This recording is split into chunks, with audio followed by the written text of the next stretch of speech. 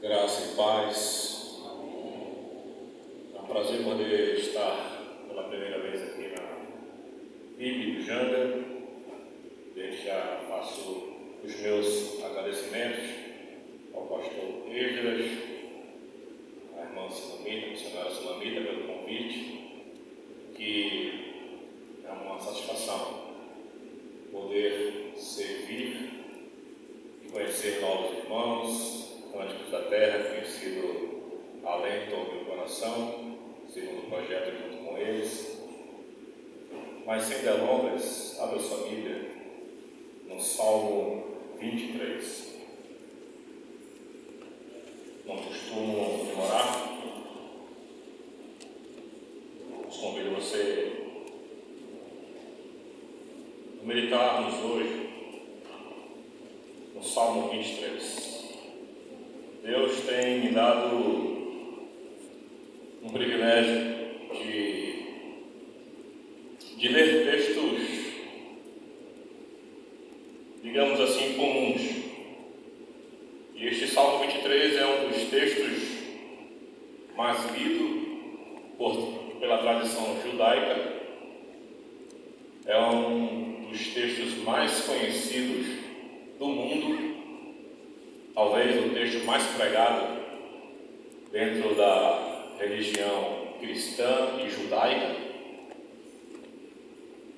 E se lê este salmo, se coloca este salmo em vários lugares, junto com o Salmo 91, aberto em cima de uma televisão, de uma mesa, ou escrito em uma camisa. E há muito misticismo envolvendo este salmo. Mas, na verdade, este texto ele é um texto muito impactante, onde nós precisamos entender o que este salmo ele tem a dizer. Vamos ler. O Senhor é o meu pastor, nada me faltará. Ele me faz repousar em pastos verdejantes. Leva-me para junto das águas de descanso. Refrigera a minha alma. Guia-me pela vereda da justiça, por amor do seu nome. Ainda que eu ande pelo vale da sombra da morte, não temerei mal nenhum, porque tu estás comigo. O teu bordão e o teu cajado me consolam. Preparas-me uma mesa na presença dos meus adversários. Unges-me a cabeça com óleo, o meu cálice transborda. Bondade e misericórdia certamente me seguirão todos os dias da minha vida, e habitarei na casa do Senhor para todo o sempre. Que declaração! É comum sempre, quando este salmo é lido e pregado, tocar na figura do pastor, e é verdadeiro isto. Há uma figura aqui clara sobre o pastor, mas não somente isto. Pelo menos nós vemos nesse salmo duas figuras claras. Uma do pastor, até o versículo 5, e até o versículo 4, e do versículo 5 até o 6, nós vemos a figura de um anfitrião. Então nós temos um pastor anfitrião. E Davi começa este salmo da forma muito intensa. O versículo 1 é o versículo mais complexo desse verso. Se discute muito o termo nada me faltará. O que seria nada me faltará? Os teólogos brigam, os estudiosos brigam, se debatem. O que é nada me faltará? Não faltará problema? Não faltará provisão? Eu terei tudo de Deus? Deus me dará tudo? O que é nada me faltará?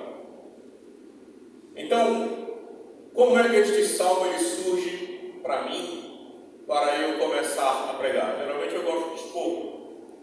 Este salmo, na minha leitura, eu fiquei preso a um pronome, que é o pronome meu, que Davi ele faz uso quando ele diz: o Senhor é o meu. Antes de querermos avançarmos no texto, vamos ser bem devagarinho, observar a frase meu. Davi está dizendo que o Senhor é meu. Davi está tomando posse de Deus.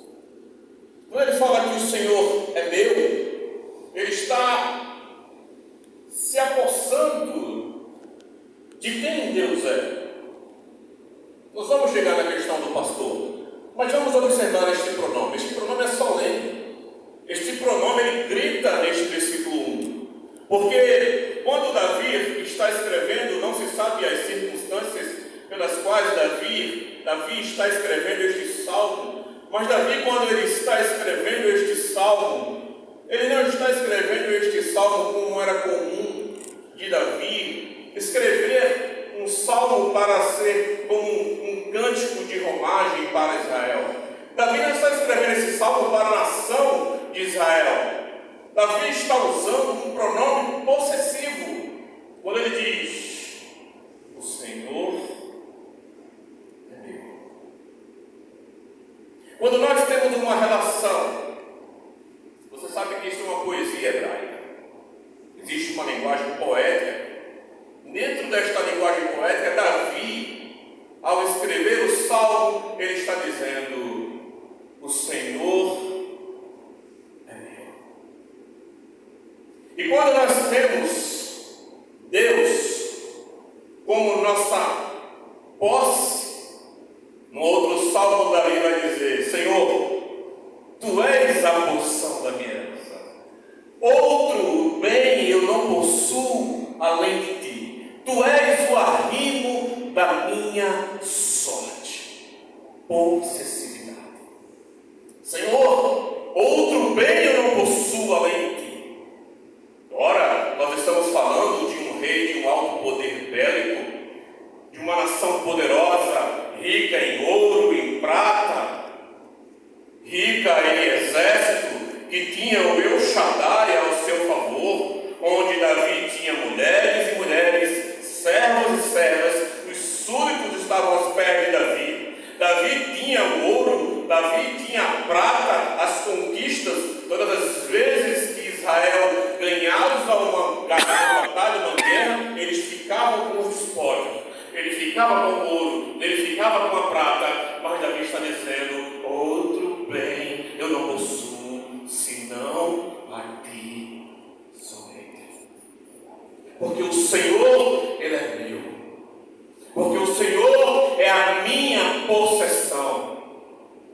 Outro bem eu não possuo além de Ti. Davi era claro, Davi era objetivo. E este pronome possessivo meu nos traz a ideia desta devoção de um homem que diz para Deus: Tu és meu.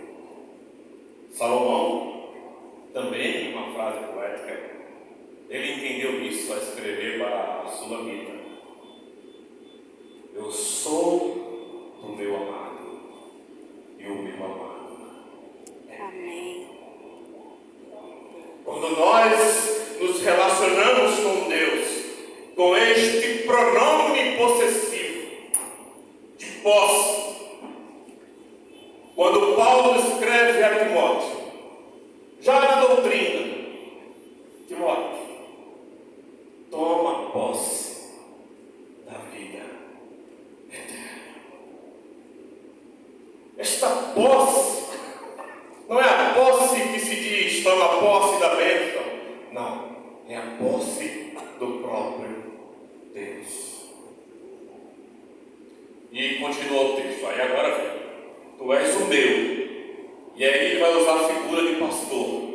Davi era um pastor de ovelhas. Davi sabe o que era pastorear. Davi conhece o mecanismo pastoral. Não se esqueça que quando ele fora escolhido rei de Israel, ele estava atrás das malhadas, ele estava cuidando das suas ovelhas. E agora, com um paralelo da sua própria experiência, ele diz: tu és meu pastor, e nada me faltará. E o que é que não vai faltar para Davi? Eu preciso do contexto do texto, e pelo contexto do texto eu posso afirmar que esta palavra nada, ela não está no texto original, como afirmam alguns estudiosos. Então, se essa palavra nada, ela não está no texto original hebraico, esse texto melhor, com mais luz, seria: o Senhor Elohim, Ele é o meu pastor, e não faltará. A ideia da falta aqui não é da bênção, não é do ouro e não é da prata. Quem não vai faltar é o próprio Deus. Amém. É isso que ele quer dizer. Pelo fato de Deus ser o meu, e aquilo que é seu não falta. Então, Deus, Ele é o meu. Acrescente o meu e diminua, pastor.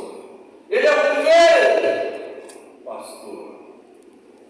E Ele, o pastor, não faltará. Porque esse texto aqui não está falando de isenção de problema. Nós vamos ver no versículo 4 que vai ter o vale da sombra da morte. Mas Davi está seguro, está consciente de que eu sou o meu amado e o meu amado é meu. E como Ele é o meu pastor, Ele mesmo não faltará. Ele, o Senhor, Elohim, Adonai, este Deus que Ele está se relacionando.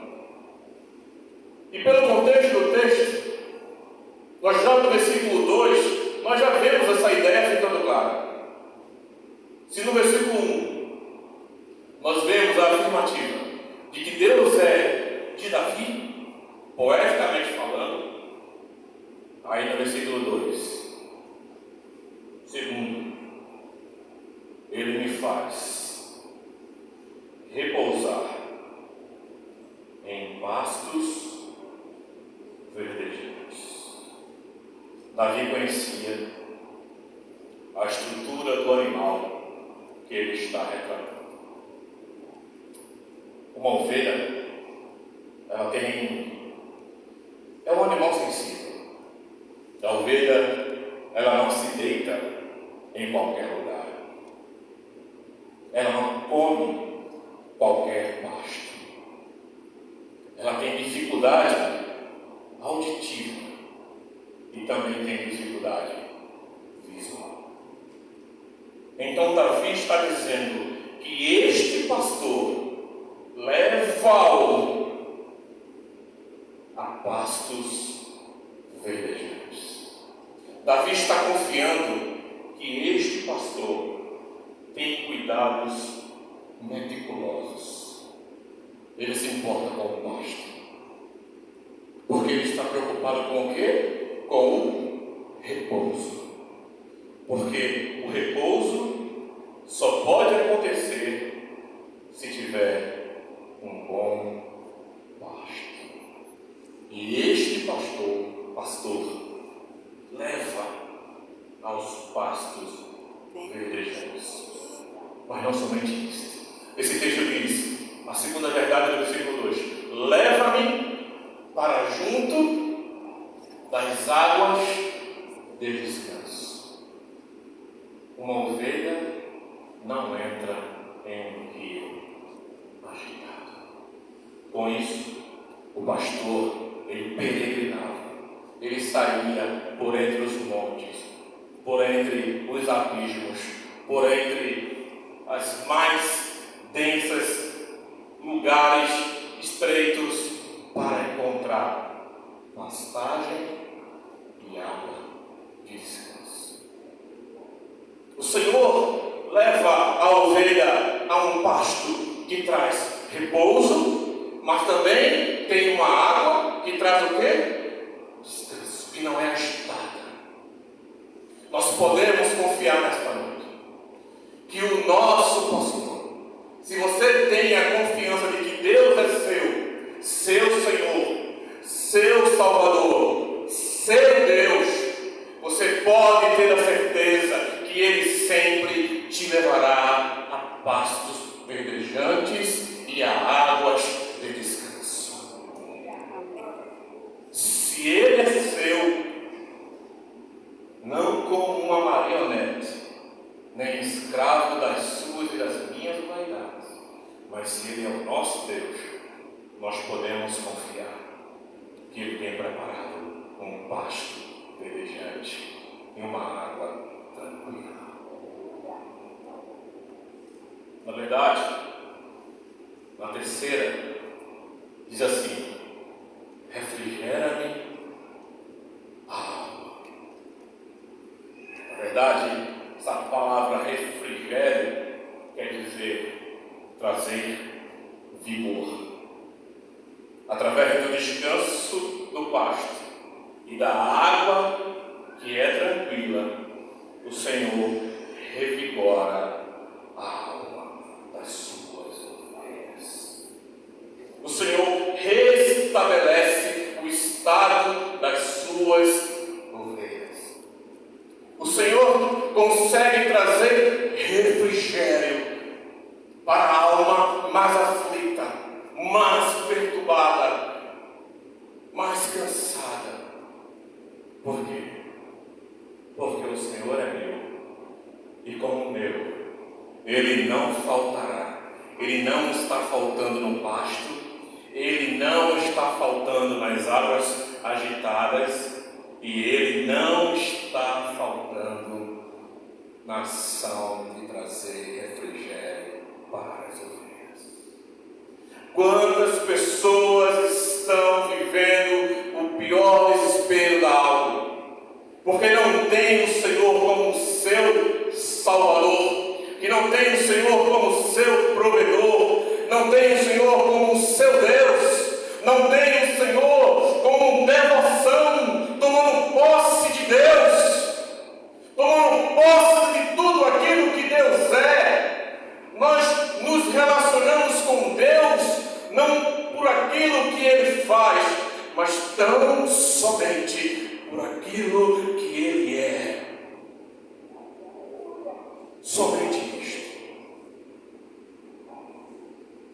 E dentro desse versículo 3, nós lemos uma segunda figura. Primeiro do pastor, a segunda: guia-me pelas veredas da justiça, por amor do seu nome.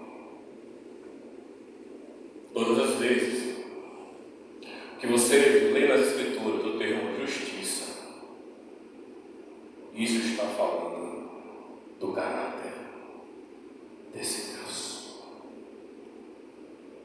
A ovelha, Davi está dizendo: tu és o grande guia, mas tu me guias pela vereda da justiça, por causa do caráter perfeito deste pastor. Davi agora está sendo mais agudo e dizendo: tu me guias pela vereda da justiça.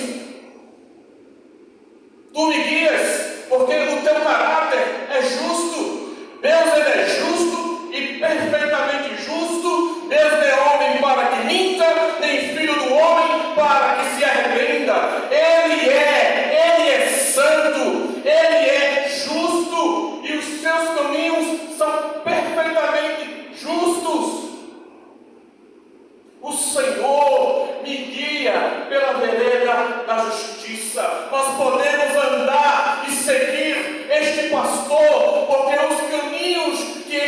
pastor quer me guiar são caminhos de integridade, de retidão, de santidade.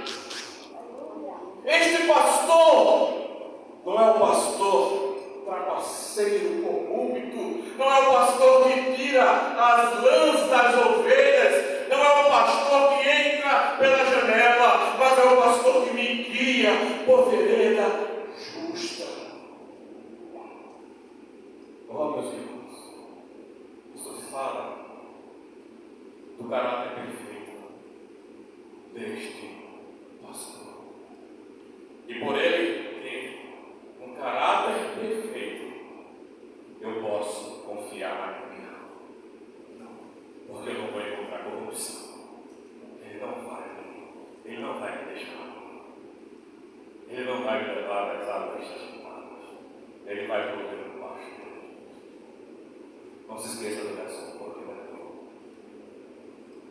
mas a segunda verdade, nesse versículo 3, é que diz: por amor do seu nome.